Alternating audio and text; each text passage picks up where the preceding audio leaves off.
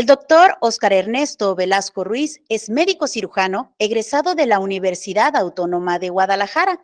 Cuenta con una maestría en salud pública en la Secretaría de Salud, 40 años en el estudio de la historia y el arte, primero de la ciudad de Guadalajara, después con la historia del estado de Jalisco, seguida con la historia del arte en México y finalmente con todo lo relacionado con el arte y la historia del mundo.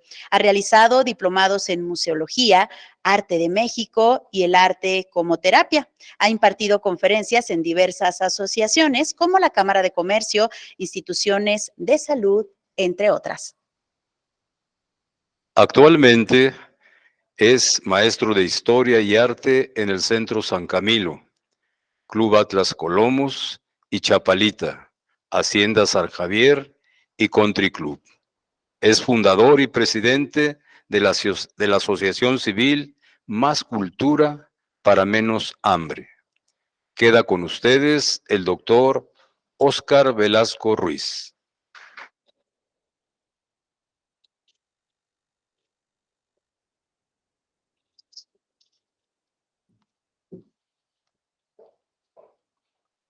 Buenos días. Para mí es un gusto estar aquí con ustedes y estar también en línea. Ya escucharon un poquito de mi vida y a mí la situación del arte me apasiona muchísimo. Yo no sé si realmente debe llamarle a la conferencia El arte y la muerte o La muerte y el arte. Es igual. Ahí lo tengo. Muy bien. La muerte ha sido un tema de arte a través de muchísimos años.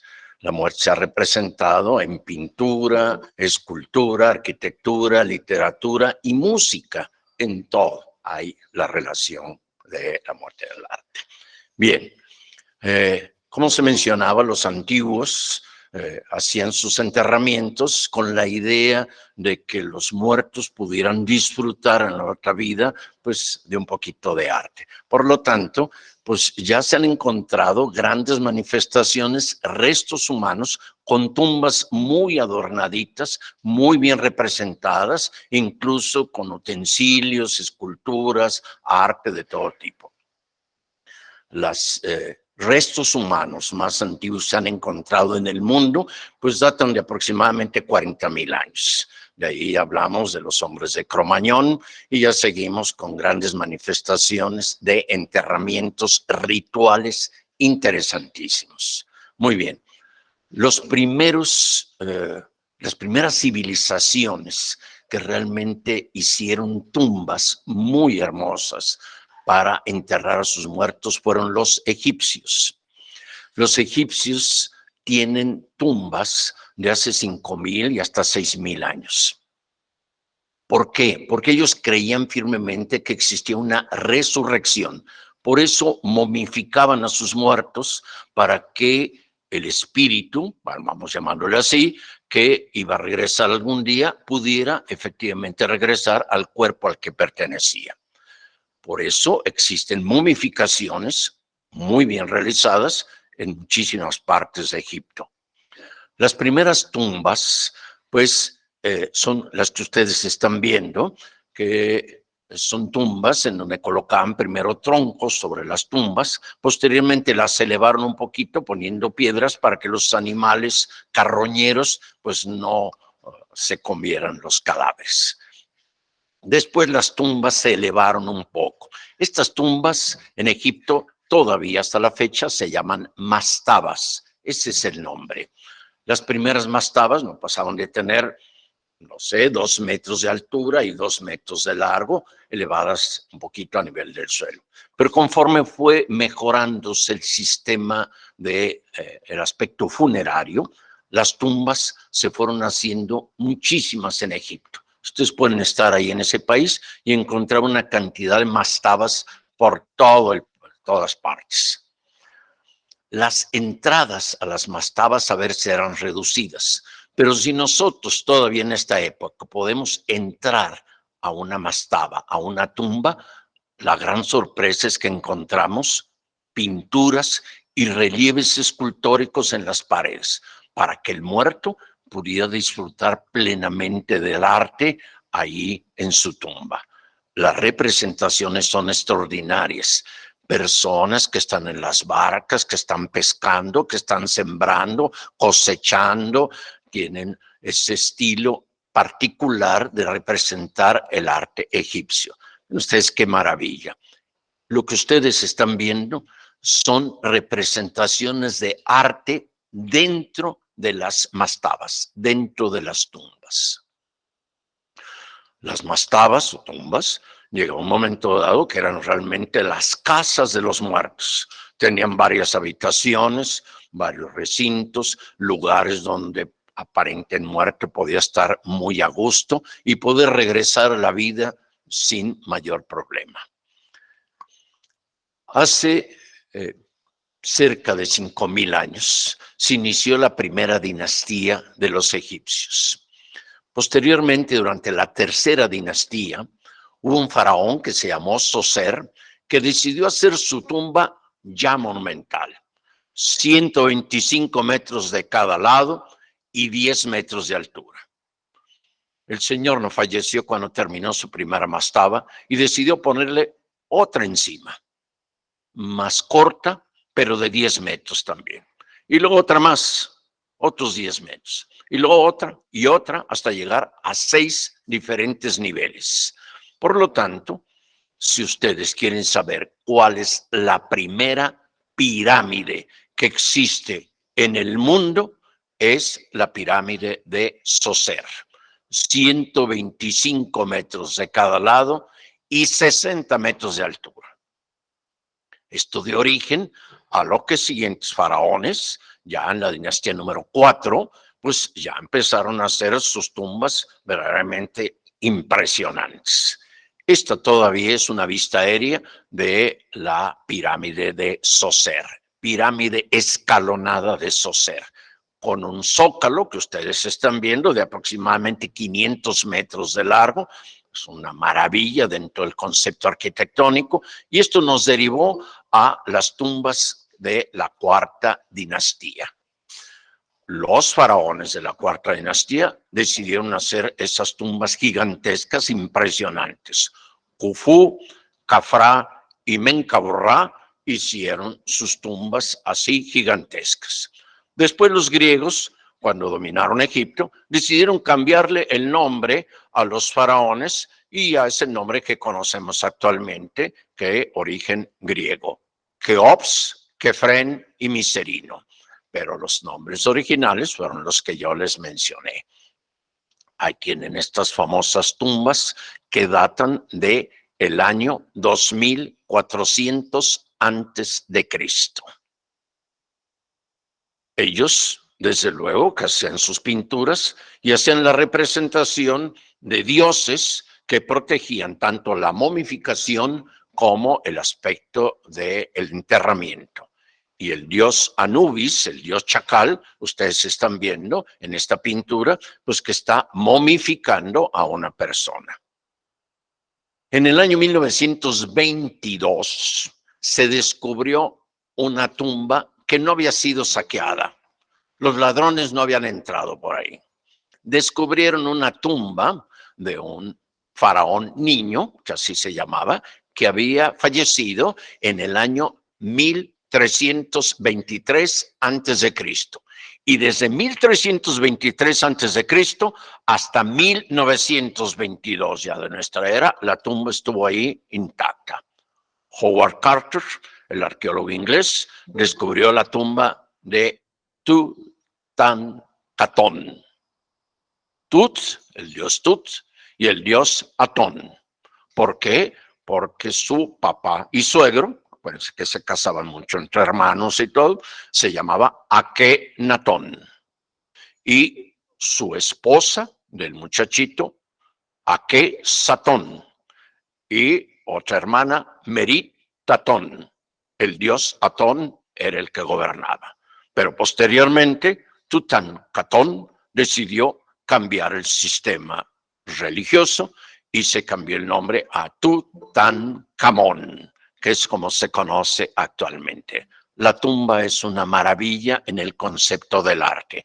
Ustedes están viendo a Howard Carter, cómo descubre la momia directa de Tutankamón, la gran cantidad de objetos que existió dentro de la tumba, que ahora se exhiben perfectamente en el Museo del Cairo, la representación de las diferentes partes de la tumba con relieves de oro extraordinarios. Estamos hablando del arte. Vean ustedes cómo fueron sacando los féretros de las diferentes partes de la tumba para poderlos restaurar y exhibir perfectamente. Cuando yo veo esta manifestación de arte, y a veces la gente me dice, ay, por favor, ¿cómo cree usted que en el año 400 antes de Cristo se podían hacer esos trabajos de orfebrería tan maravillosos, tan hermosos? Y no han visto la tumba de Tutankamón, que tiene 3.300 años, con ese trabajo de oro, con estos adornos, con esas incrustaciones de lapislázuli. Esto tiene más de 3.000 años. Y los orfebres de hace 3.000 años tenían la capacidad de hacer máscaras funerarias y hacer tumbas extraordinarias con incrustaciones, como les digo, partes incluso de granito y de lapislázuli. ¡Qué maravilla de máscaras de el famoso Tutankamón! Ahí la tienen. El trono de Tutankamón, ahí se conserva perfectamente.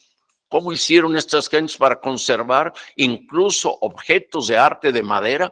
No sabemos realmente. La madera, quizá por la tumba que estaba ahí encerrada, pues conservó muy bien los diferentes materiales. Ahí tienen a Tutankamón y su esposa Aquesa. Ya le quitamos el agregado, simplemente Aquesa.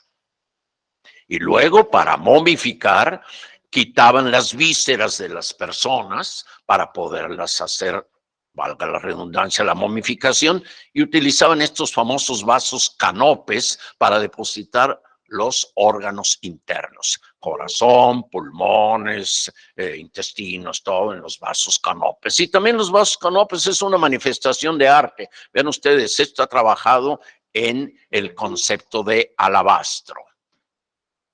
Muy bien. Dejemos un poquito el concepto de las tumbas de Egipto y nos vamos a otras civilizaciones en donde con menos arte, pero se hacían grandes representaciones artísticas. Los celtas se repartieron en toda Europa.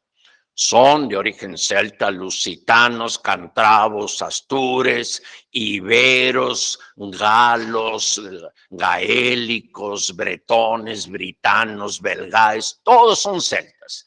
Y ellos hacían sus tumbas excavando directamente en la roca y las adornaban también.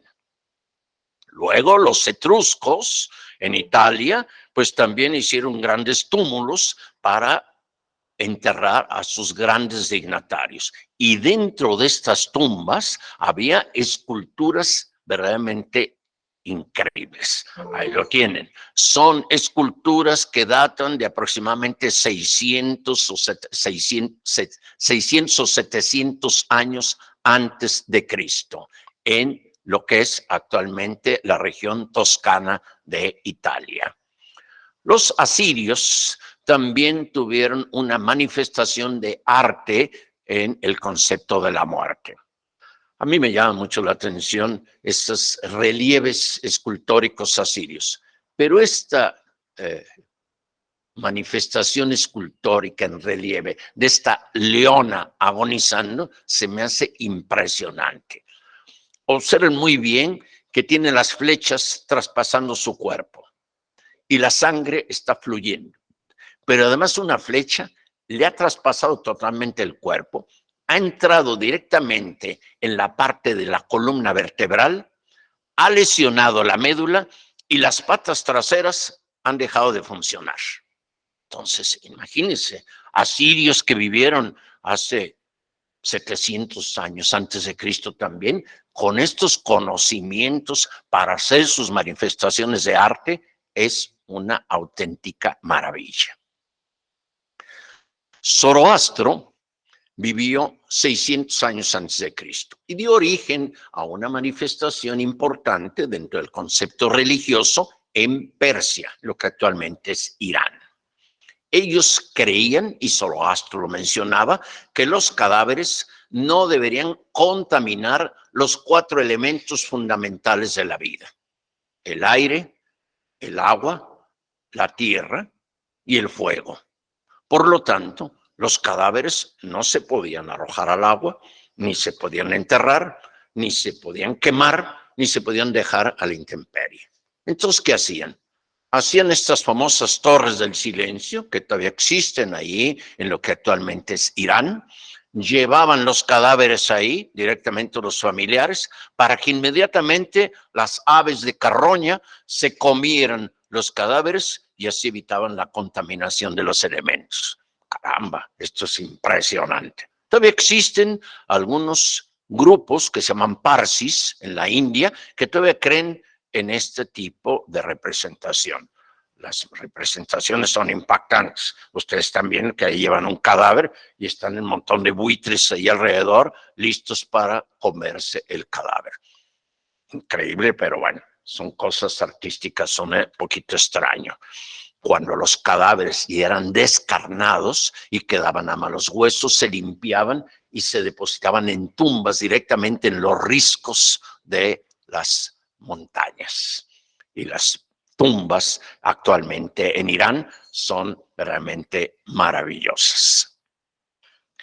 Sócrates fue un hombre que no le tuvo miedo a la muerte. El hombre manifestaba abiertamente su interés porque la juventud tuviera una educación libre, que no se presionara. Por lo tanto, la Asamblea Ateniense pues, lo condenó a morir por causar un daño a la juventud. Y él dijo, no hay mayor problema. Yo sigo dando mi enseñanza y me bebo la cicuta o el perejil de perro, como se llamaba en ese tiempo, y sigo perfectamente esperando la muerte, bebiendo ese veneno. Esta pintura que ustedes están viendo es realmente maravillosa. Ahí está Sócrates bebiendo su cicuta, esperando la muerte tranquilamente. La pintura es de un artista que a mí me llama mucho la atención, me gusta muchísimo sus pinturas, que se llama Jacques-Louis David. Luis David nació en el año 1757 y se murió en 1825. Aquí ven ustedes una pintura de la muerte de Sócrates que ocurrió en el año 399 antes de Cristo. Pero seguimos adelante. Ya durante la época del Imperio Romano, los egipcios seguían momificando a sus muertos, pero ya le ponían una representación de la persona que estaba en la tumba ahí, como si fuera un retratito para que las gentes supieran quién es el que estaba depositado en esa tumba. Interesante.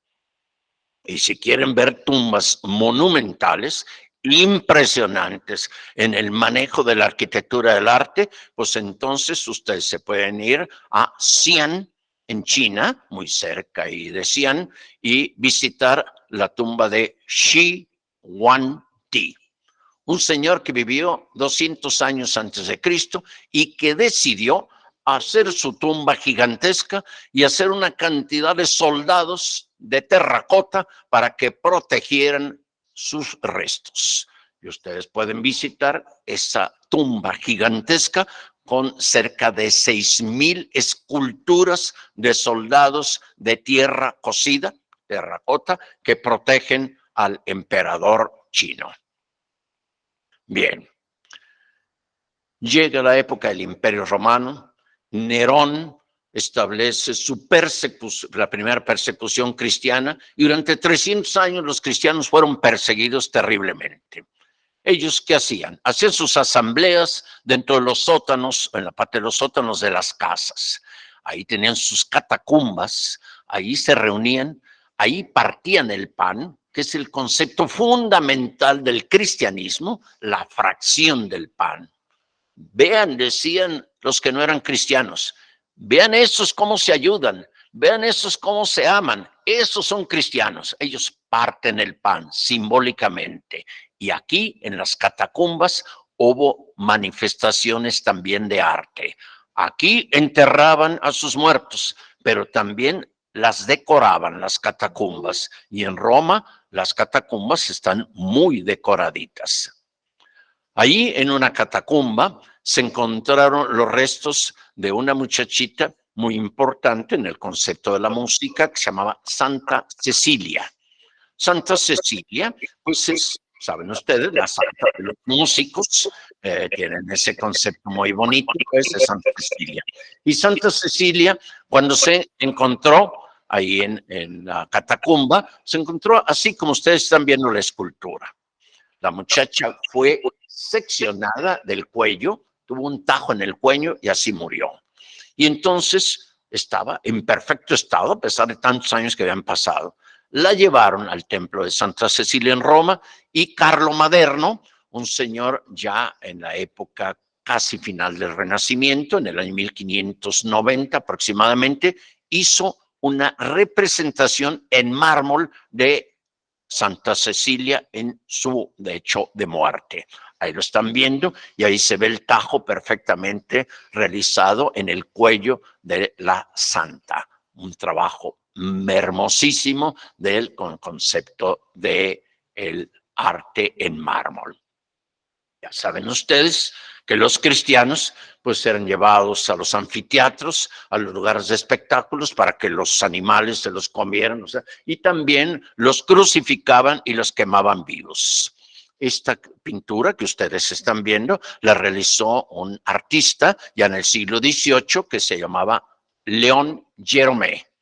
Aquí tienen los leones y los cristianos esperando la muerte en la pintura de León Geromé.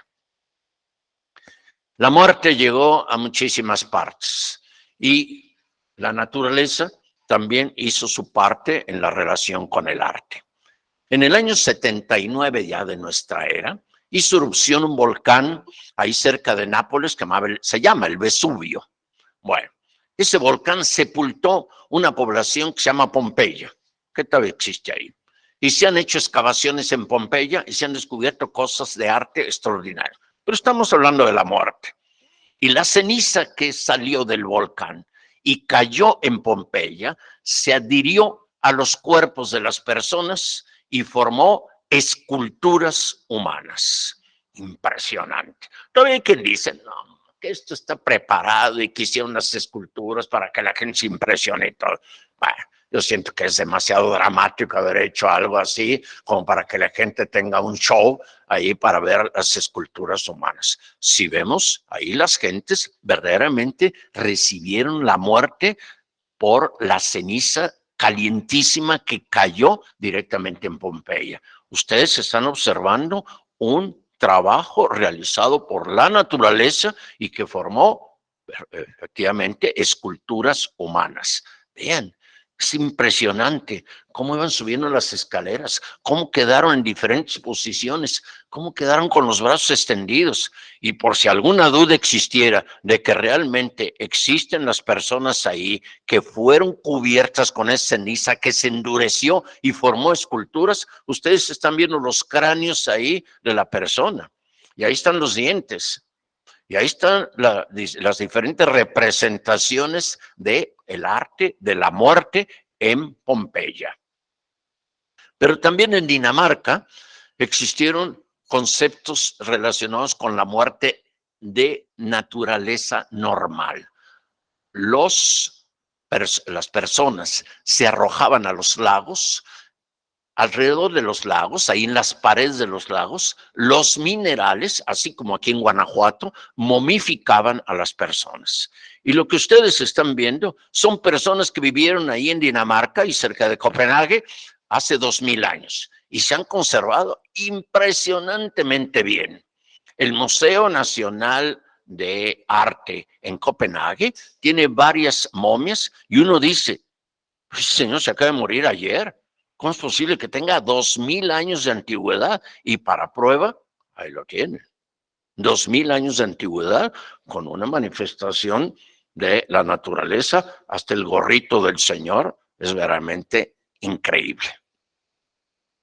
Bien, el Imperio Romano tuvo su época increíble, fabulosa. El primer emperador, realmente como emperador, se llamó César Augusto. César Augusto gobernaba en la época que Cristo nació. Y luego después vino Tiberio, y Tiberio pues le tocó la época donde Cristo fue crucificado. Después vinieron una cantidad impresionante de emperadores y una época muy gloriosa del Imperio Romano. El Imperio Romano abarcaba desde las costas de Portugal hasta el Rin y el Danubio, y desde la parte que separa Inglaterra de Escocia y con una muralla, y la costa africana. Esto es increíble.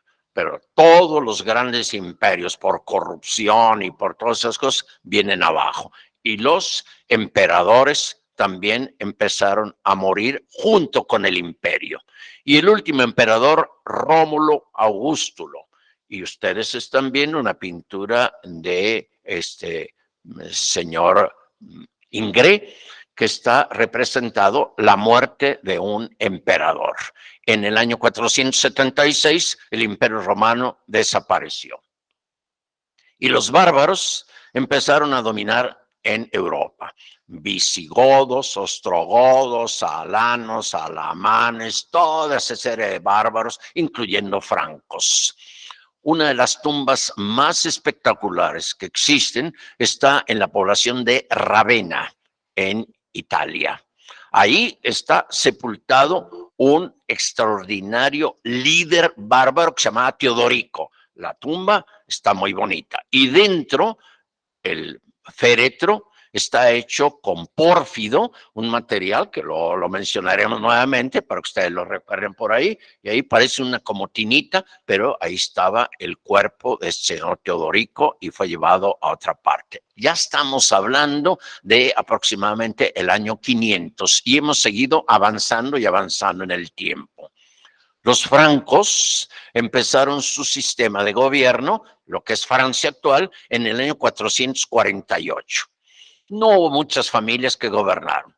Fueron las primeras familias de los francos, de los franceses, merovingios, y luego vinieron carolingios, y luego vinieron capetos, Valois y finalmente borbones. Pero los primeros merovingios también hicieron sus tumbas, y estas tumbas fueron restauradas y recuperadas para ponerlos en un templo muy bonito que está cerca de París, que se llama Saint-Denis. Ahí viene pueden visitar ese lugar y ver una cantidad impresionante de féretros. Pero también en México tuvimos nuestro que ver. Caramba, si ustedes van a Palenque, van a encontrar tumbas excepcionales como la del señor de Pacal.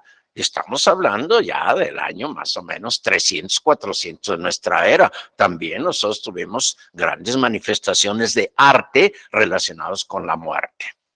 Muy bien. Hay algunas pinturas que son verdaderamente dramáticas, como esta. Es un papa, el Papa Formoso. El Papa Formoso murió en el año 896, ya de nuestra era. Y bueno, el siguiente papa dijo que había hecho muchas cosas irregulares, entonces decidió juzgarlo.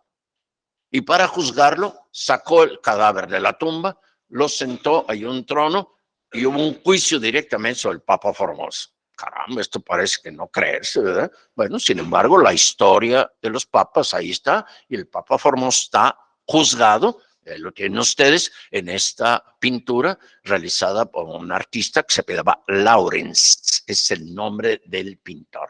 Ahí lo tienen con un acercamiento, es realmente el cadáver del Papa Formoso que está siendo juzgado. Bueno, después vinieron otras épocas relacionadas con el arte y la muerte. Los famosos cátaros. Los cátaros se hacían llamar ellos puros. Eran cristianos, creían en Cristo.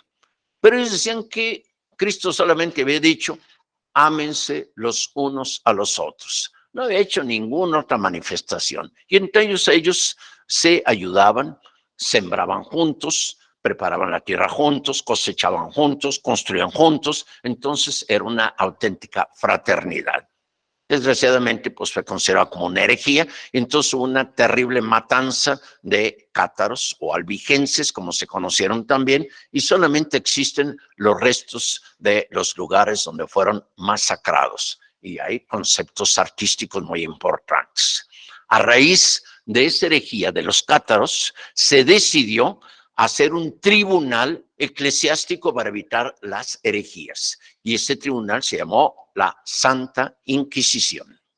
Y la Santa Inquisición Desgraciadamente, y ustedes lo han oído, los papas han ofrecido disculpas por ese concepto que hubo de la Santa Inquisición y todavía hay representaciones artísticas en donde aparece ahí el concepto del auto de fe. Una cruz, una pequeña ramita y una espada. Y hubo una cantidad impresionante de personas que fueron muertas en relación con la Inquisición. Los grabados de esa época, como este grabado anónimo, nos demuestran que la tortura casi siempre llevaba a la muerte. Pero los aspectos que nosotros estamos observando relacionados con el arte son realmente notables. Yo no quiero mencionar esto como un objeto de arte, porque realmente pues, es lamentable que hubieran existido esos objetos para torturar a las personas. Meter la mano ahí en medio de eso, darle la vuelta a la manivela para que los dientes, es que ustedes también no fueran comprimiendo los huesos y fracturando los huesos de la mano. Esto es realmente terrible, pero los instrumentos de tortura fueron muchísimos y desgraciadamente algo histórico que tenemos que recordar en relación a la muerte. Muy bien. En el año 1321 murió un señor que yo admiro muchísimo, me gustan mucho sus escrituras, que se llamó Dante Alighieri, 1321. Él murió en Ravenna. Cuando visité la tumba de Dante Alighieri en Ravenna, yo tuve lo que llamamos el síndrome de Stendhal. Así, me daban ganas de llorar, de gritar, de pegar de gritos, de aventarme al suelo y todo, porque decía, ¿cómo es posible que estoy en el lugar donde está enterrado Dante Alighieri? La tumba es hermosísima, por dentro también es muy bonita. Pero en relación a la muerte de Dante Alighieri en Ravenna, se empezaron a hacer tumbas excepcionales, extraordinarias. Ahí, alrededor de la tumba de Dante, que ustedes están viendo ahí, el letreríto del sepulcro de Dante Alighieri, hay tumbas manejadas en mármol con relieves increíbles que ustedes están observando. Muchas. Los altos dignatarios de la Universidad de Ravenna aquí fueron depositados desde el año 1350, 1400 hasta 1500 y hay una cantidad inmensa de tumbas ahí. En esa misma época, los reyes en Inglaterra pues también hacían sus tumbas y curiosamente les gustaba hacer manifestaciones de tumbas tanto en la parte inglesa como en la parte de Normandía, que en ese tiempo la parte norte de Francia pertenecía a los ingleses. Esta tumba que ustedes están viendo fue de dos personas, un matrimonio muy famoso que se llamó el señor Enrique II Plantagenet y su esposa Leonor de Aquitania. La tumba está muy bonita. Bueno, es una especie de mausoleo representando a los dos personajes. Volvemos a México. Y los toltecas también manifestaron su concepto de la muerte. Hicieron los 5 soles, el sol del jaguar, el sol del agua, el sol del viento, el sol del fuego, y finalmente estamos en el 5º sol, que nos va a llevar a la muerte a todos los que estamos viviendo aquí. Son las profecías de los toltecas. Y la representación del 5º sol la están viendo así, con los códices toltecas y las esculturas toltecas de esa época. Muy bien. Yo les hablaba de Saint-Denis. Y esta es una historietita un poquito simpaticona que me gusta bastante. Saint-Denis fue un obispo. Y de pronto, pues por problemas que hubo por ahí, pues lo martirizaron y al final pues decidieron decapitarlo. Y entonces le cortaron la cabeza quedó por allá y como cosa milagrosa, el santo, Saint-Denis, se levantó sin cabeza, buscó a tientas su cabecita, la encontró y lo llevó su cabeza por ahí y se fue caminando y cayó muerto por allá. Y luego se hicieron excavaciones cerca de París y ¡oh, sorpresa! Se encontró un cadáver ahí decapitado y tenía su cabeza abrazadita. Dice, no, caramba, serán ciertas esas cosas, pero bueno, ahí en Saint-Denis ustedes están viendo al santo que tiene su cuerpo por un lado y tiene su cabecita ahí sostenida con las manos. Y vuelvo a lo mismo. Dentro de la tumba de Saint-Denis, dentro del templo, ahí están enterrados los grandes reyes de Francia. Todos los reyes de Francia. los Carlos y los Enriques y los Luises y todos los grandes manifestantes de la historia de Francia. Muy bien. Y nos vamos a España.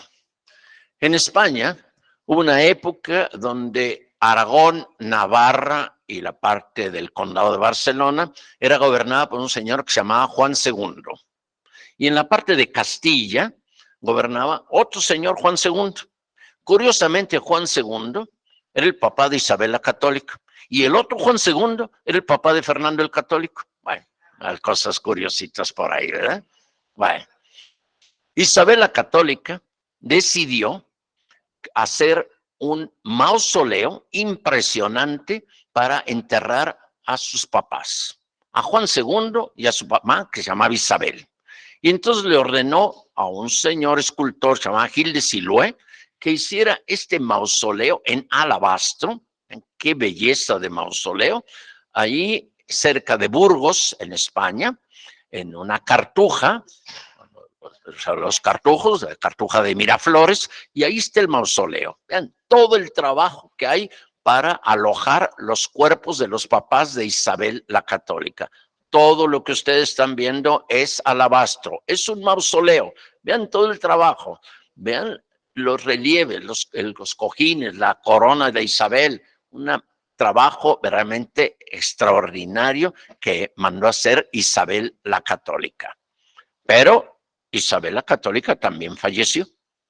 Y ustedes están observando una pintura de Eduardo Rosales, un pintor ya del siglo XIX, en donde está Isabel la Católica en el lecho de muerte. Ahí está su esposo Fernando el Católico, está Isabel. Ella falleció en el año 1504 y quedó su hija como reina de Castilla, que se llamaba Juana la Loca.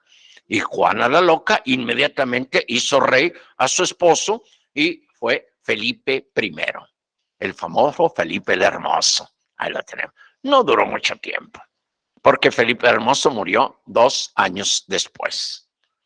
Y cuando murió Felipe el Hermoso en 1506, Juana la Loca se volvió más loca, como dicen por ahí. Y entonces metió a su esposo en un ataúd y lo trajo por todas partes ahí donde viajaba. Imagínense qué cosa tan impresionante. La señora iba en el carruaje y llevaba el ataúd de su esposo. Y ustedes están observando una pintura también maravillosa de Francisco Pradilla, un pintor español que no es muy conocido para nosotros, pero que hizo unas obras verdaderamente excepcionales. Ahí está Juana la Loca con el féretro de su esposo Felipe el Hermoso. En la misma época, 1506, aparentemente se descubrió el lugar donde fue crucificado San Pedro. San Pedro, ya saben ustedes, fue crucificado cabeza abajo. Y se encontró el lugar donde había sido crucificado. No donde había sido enterrado, sino donde había sido crucificado. Y se decidió hacer una pequeña capillita que ustedes están observando ahí en Roma, dentro del patio de un convento antiguo de los franciscanos, y este es el lugar de la crucifixión de San Pedro. El diseño de la construcción es el mismo arquitecto que hizo la Basílica de San Pedro, Donato Bramante. Misma época también falleció uno de los santos más importantes dentro del concepto de las órdenes religiosas, que fue Santo Domingo de Guzmán. Él murió en Bolonia y se decidió hacer una tumba gigantesca. Aquí está enterrado Santo Domingo de Guzmán, en un templo que se llama San Doménico. Y aquí trabajaron Miguel Ángel, y trabajaron Luca de la Robbia, y trabajaron unos grandes escultores en esta famosa tumba de Santo Domingo de Guzmán. Muy bien. Y les voy a platicar ahora rápidamente algo que mucha gente no conoce. Bien. Primero pongo una pintura de Lucas Cranach, es Lutero, el famoso Lutero. Él hizo sus tesis en Wittenberg en el año 1517. A raíz de ese problema vino una reforma dentro del concepto religioso. Después Enrique VIII decidió también hacer su reforma y en el año 1533 decidió hacer la iglesia anglicana. Por lo tanto, empezó a manifestarse una reforma religiosa, el luteranismo, y luego vino el calvinismo, y luego vino el anglicanismo, y luego vinieron los bautistas, e incluso los menonitas también son de esta época. Entonces se decidió por un papa, pues hacer una contrarreforma. Y el Papa que dijo, yo necesito tener gente pues que sepa de cultura, que sepa de aspectos filosóficos, todo, y entonces yo necesito hacer una orden de gente muy capacitada, muy culta. ¿Y qué hizo? Escogió a San Ignacio de Loyola y autorizó la orden de la Compañía de Jesús en el año 1540. ¿Quién fue el Papa? El Papa Paulo III, llamado Alejandro Farnesio. En 1540 se autorizó la orden de los jesuitas. Y ya autorizada la orden de los jesuitas, preparó todo para hacer un concilio para contrarrestar el concepto de las famosas reformas. Y el concilio es famosísimo porque es el famoso concilio de Trento, que ustedes están viendo en la época, 1545 a 1563. A partir de este concilio de Trento, la iglesia volvió a tener la fuerza necesaria, los argumentos necesarios, muchísimas cosas. Pero alguien por ahí, no sé quién, se le ocurrió sacar los esqueletos, no encuentro palabra, de las catacumbas, llevarlos a las zonas donde estaban los reformistas, el luteranismo, el calvinismo, toda esa cosa por ahí, pedirle a la gente que regalara sus joyas para adornar esos muertos, y entonces esos cadáveres se llamaron santos enjollados. Y esos santos enjollados estuvieron en exhibición a partir del año 1580, 1600, durante muchísimos años, hasta que dijo, ya esto no es posible, y entonces decidieron retirarlos de la exhibición, pero todavía existen.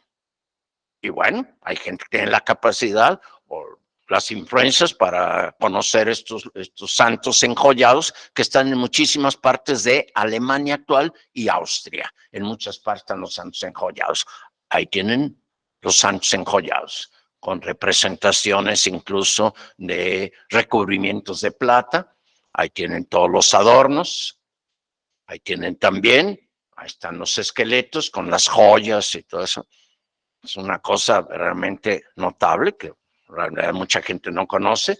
Ahí lo tienen relacionado y les regalaban los anillos y los collares y los aretes y adornaban la parte de arriba y están llenos ahí de esmeraldas y turquesas y rubíes y una serie de cosas, los famosos santos enjollados, y están las fotografías que ustedes están viendo, pero vuelvo a repetir, y ahorita ya no están en exhibición, pero es realmente increíble lo que hicieron con estas personas, pues que no reposaban directamente en sus lugares ahí de las catacumbas y los llenaban de joyas como ustedes están observando ahí.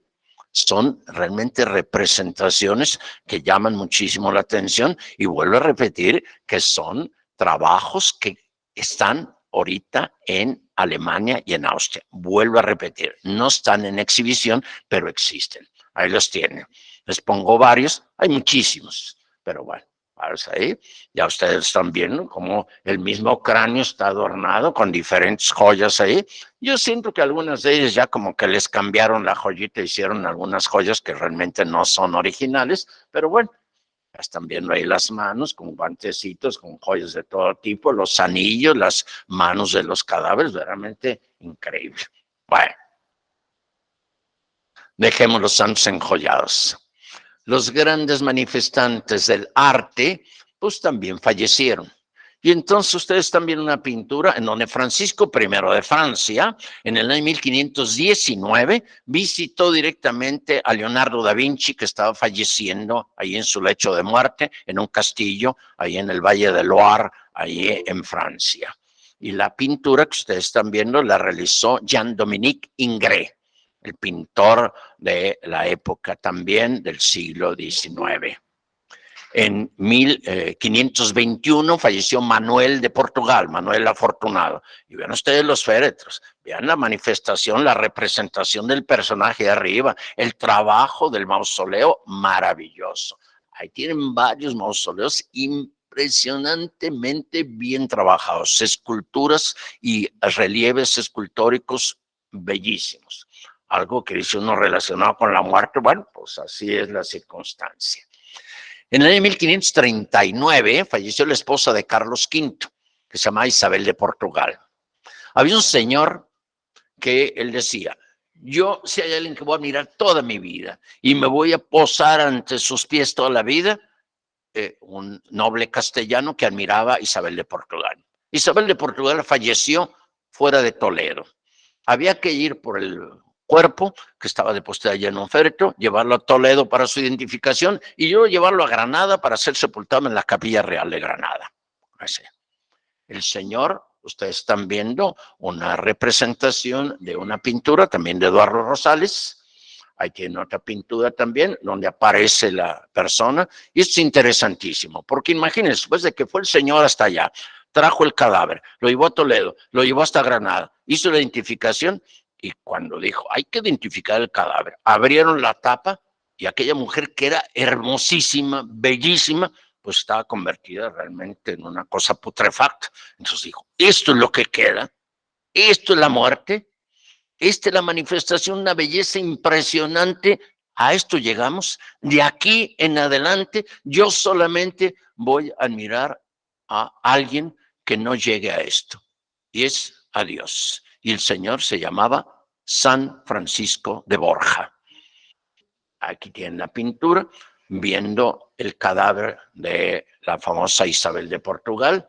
Es un pintor mexicano, se pide Páez, y ahí está también identificando el famoso cadáver de Isabel de Portugal. Una de las tumbas más espectaculares que existen está en Roma, en un templo que se llama San Pietro en Cadenas, San Pietro in Vincoli. Bien, la hizo Miguel Ángel en el año 1541. Él diseñó toda la tumba, pero de la cornisa que está en medio para arriba no la trabajó, pero la cornisa hacia abajo sí. En la parte de arriba está la tumba de Julio II, del Papa Julio II.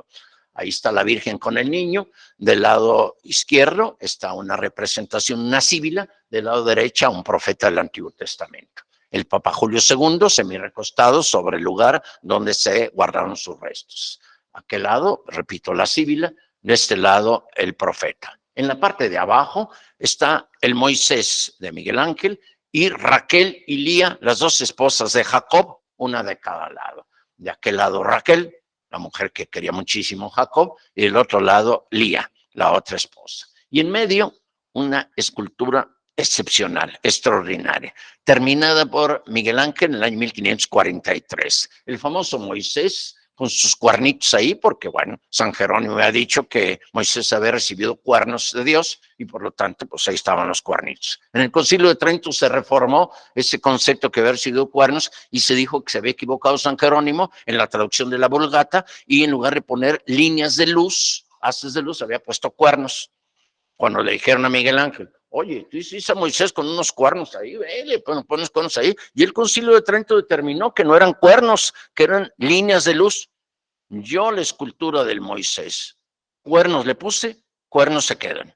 Y ahí está hasta la fecha el Moisés extraordinario con su manifestación del concepto anatómico, con las venas, los tendones, las articulaciones de los dedos, la barba, la colocación de las manos, impresionante, un trabajo escultórico brillantísimo realizado por Miguel Ángel en esa época.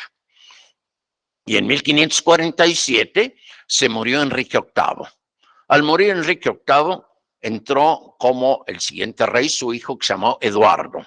Y Eduardo se murió en 1553. Y entonces se decidió coronar a una muchachita que era anglicana en lugar de María Tudor, que era católica.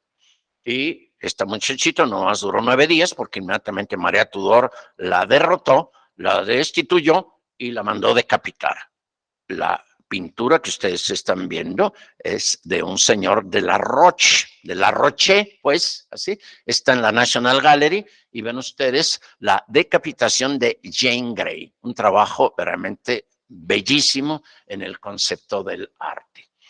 Pero en 1564 falleció Miguel Ángel Y Miguel Ángel fue sepultado en una tumba en Florencia, en la iglesia de la Santa Cruz. El diseño es de Giorgio Vasari. Todo el diseño, las esculturas, las pinturas están realizadas por varios artistas, pero todo el diseño es de Giorgio Vasari.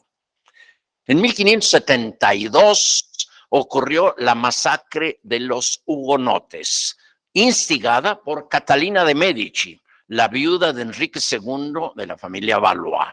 Una masacre impresionante, matar una cantidad de protestantes increíble, y el señor Poussin, es el pintor, hizo una representación de Catalina de Medici visitando el lugar donde estaban todos los muertos ahí. A veces dice uno, caramba, como que el arte es así medio dramático en sus manifestaciones, pero bueno, es lo que estamos viendo. En 1578 falleció don Juan de Austria y fue depositado en el Escorial. La tumba también es hermosísima. Don Juan de Austria, para que ustedes lo recuerden, fue hijo ilegítimo de Carlos V. Él no era hijo de matrimonio, pero fue un hombre importante, y la tumba pues también está realmente maravillosa. Ahí muy cerca de la tumba de don Juan de Austria está el pudridero. ¿Por qué? Porque Felipe II decía, en el Escorial vamos a depositar los cuerpos de los reyes que se mueren, pero no va a haber contacto con la tierra. Hay que utilizar un espacio, un saloncito que quede bien sellado, y ahí ponemos los cadáveres hasta que se pudran, para que luego ya queden los huesos, sean depositados en el Panteón de los Reyes. Les quiero decir que hasta la fecha, ahorita, en este momento, los papás de don Juan Carlos, el antiguo rey de España, están en el pudridero. Don Juan de Borbón y doña Mercedes están en el pudridero y van a pasar enseguida a ocupar los sitios en el Panteón de los Reyes. Qué feo esto del pudridero, imagínense, bueno, pero son conceptos que se hacen ahí. Y ahí está el Panteón de los Reyes del famoso Escorial. Y ahí están depositados todos los reyes de España, desde Carlos I hasta Alfonso XIII, con excepción de 4 que no están aquí. ¿Cuáles son los 4 que no están aquí? Felipe V Borbón, Fernando VI, su hijo, también Borbón, Pepe Botella, pues que realmente los consideran como un usurpador, el hermano de Napoleón Bonaparte, y finalmente Amadeo de Saboya, que tampoco está depositado aquí porque está en la Catedral de Turín. Los 2 primeros, Felipe V y Fernando VI, están en La Granja, un lugar que se llama San Ildefonso, cerca de Madrid. Bueno. Otra manifestación de arte maravilloso es el entierro del conde de Orgaz, realizado por el Greco. ¿Ven qué pintura extraordinaria? El Greco realizó esta pintura en un señor que se apellidaba Ruiz, por cierto, Gonzalo Ruiz, y que es un hombre maravilloso que ha ayudado a mucha gente ahí en Toledo, y entonces decidieron pues pedirle a Greco que hiciera la pintura. La pintura está realizada en 1586 y se encuentra actualmente en un pequeño templecito que se llama Santo Tomé, ahí en Toledo. Ahí aparece el señor conde de Orgaz con su armadura, aparece San Esteban, San Agustín, ahí está San Francisco y una serie de personajes, y luego el alma del conde de Orgaz está siendo llevada al cielo. Ahí están los grandes personajes, el trabajo del Greco y el señor que está con su armadura, y como el alma va llegada al cielo por un ángel y va llevada como en forma de un fetito en la misma pintura que está subiendo hacia el cielo. Entonces, otro de los grandes trabajos impresionantes. En 1603, falleció Isabel Tudor, la última de las hijas de Enrique VIII. A raíz de la muerte de Isabel, la famosa reina virgen, se inició en Europa una manifestación de arte que les gustó muchísimo a los europeos, el barroco. El gran manifestante para mí de la pintura barroca fue Rembrandt. Y para prueba es la lección de anatomía del doctor Tulp. Ven qué bonita. El señor Tulp, Tulipán, enseñando a sus alumnos con un cadáver un concepto anatómico. Y hace la disección. Ven ustedes el brazo que está diseccionado, extraordinario. La pintura es realmente notable de Rembrandt. Rembrandt, les recuerdo que nació en 1606, se murió en 1669. Esa es la época de Rembrandt. La pintura es de 1642, esta pintura que ustedes están viendo. Pero luego, si hablamos de la muerte, los Cristos, pues en muchas partes son extraordinarios. Y en Flandes, en la región de Flandes, los pintores flamencos decían que Cristo no podía haber soportado estar con los brazos extendidos, que tuvo que haber quedado colgado de la cruz, y por lo tanto las pinturas de los grandes pintores flamencos como Rubens, como Van Dyck, como Rembrandt, son representaciones de Cristo que está colgado en la cruz. En cambio, si vemos Zurbarán o vemos Velázquez, las pinturas ya no están tan colgadas, pero los trabajos de la representación de Cristo en la cruz son maravillosos en el concepto del arte. El barroco trajo por consecuencia también esculturas de tumbas como esta de uno de los hijos de Federico Guillermo II, que está en la Galería Nacional de Berlín. Pero el gran escultor del barroco se llamó Antonio Canova. Antonio Canova es de la época de Napoleón Bonaparte. Y hizo tumbas también como esta que ustedes están viendo, maravillosas. Ven qué trabajos tan bonitos. El ángel con un león, con conceptos simbólicos. La misma tumba de Canova es una maravilla en el concepto arquitectónico y escultórico.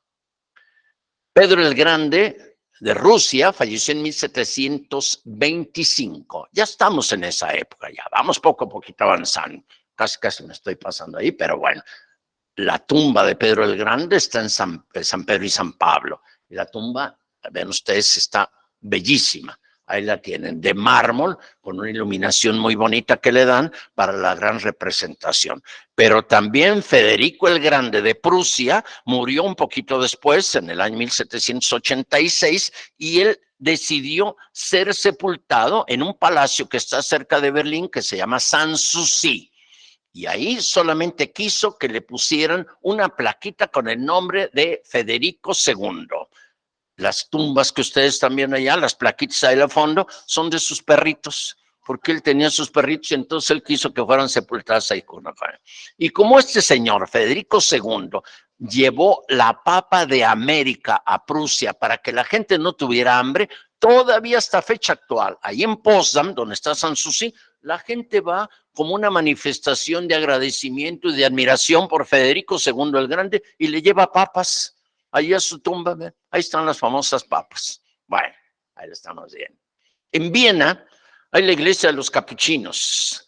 Ahí están enterrados muchísimos de los grandes emperadores Habsburgo. Ahí, en esta famosa iglesia. Hay una cantidad de tumbas. Ahí está María Teresa, su esposo Francisco I. Ahí están los Fernandos, Fernando I, segundo, tercero, una gran cantidad. Y las tumbas son con trabajos realmente notables, en trabajos en metal,